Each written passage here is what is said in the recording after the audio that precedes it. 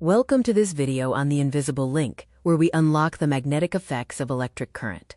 We'll explore how electricity and magnetism are two sides of the same coin. Our journey begins with Hans Christian Oersted's accidental discovery in 1820. He observed that a compass needle deflects when current passes through a nearby wire. His insight? Electric current generates a magnetic field. We can map this invisible field. Field lines emerge from the North Pole and merge at the South Pole, forming closed continuous curves. Crowded lines indicate a stronger field, and importantly, no two field lines ever cross. For a straight conductor, the magnetic field forms concentric circles centered on the wire. The field strength increases with current and decreases as the distance from the wire increases.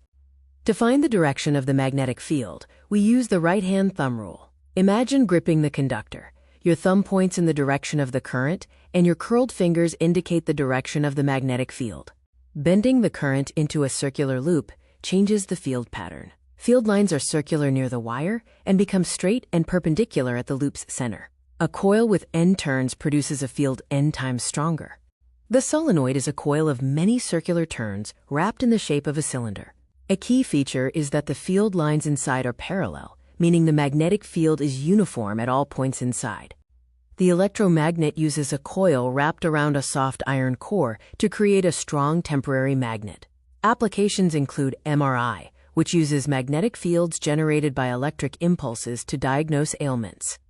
The motor effect is the force exerted on a current-carrying conductor placed in a magnetic field. Reversing the current also reverses the direction of this force. Fleming's left-hand rule helps predict the direction of the force, motion, or current. Force is maximized when the current is perpendicular, 90 degrees, to the magnetic field. In domestic electric circuits, appliances are connected in parallel so that each receives equal voltage. The system involves live, neutral, and earth wires, passing through a meter and distribution box. The electric fuse is a critical safety net. It prevents damage from overloading or short-circuiting. Joule heating melts the fuse wire when current is too high, breaking the circuit. Grounding, using the green earth wire, provides a low-resistance path for leakage current. This ensures the user does not get a severe shock by keeping the appliance potential equal to the earth.